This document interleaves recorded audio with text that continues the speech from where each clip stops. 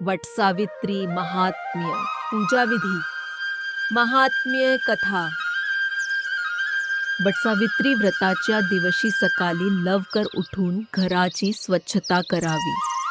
त्यानंतर स्नान करून स्वच्छ व शक्य असल्यास पारंपरिक वस्त्रे परिधान करावीत.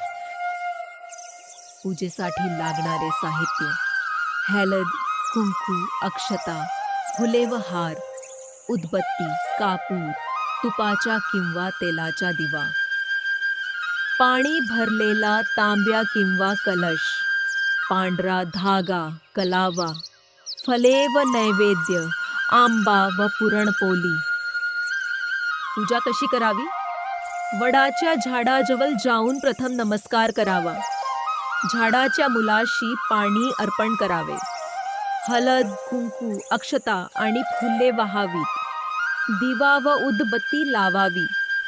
सावित्री सत्यवान यांचे स्मरण करावे.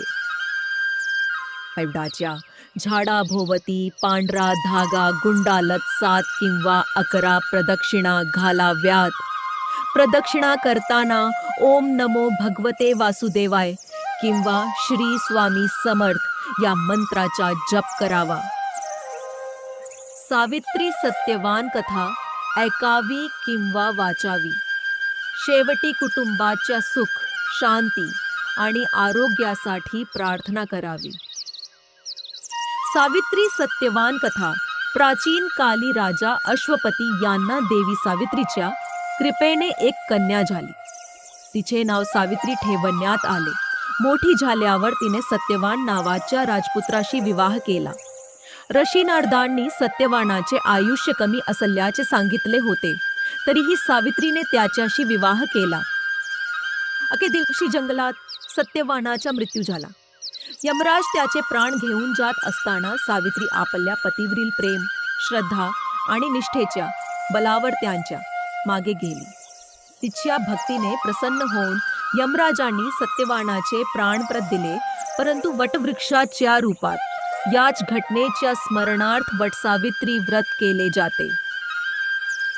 स्कंद पुराण आणि इतर धार्मिक ग्रंथांमध्ये वटवृक्षाला दीर्घायुष्य, स्थैर्य आणि पवित्रतेचे प्रतीक मानले आहे.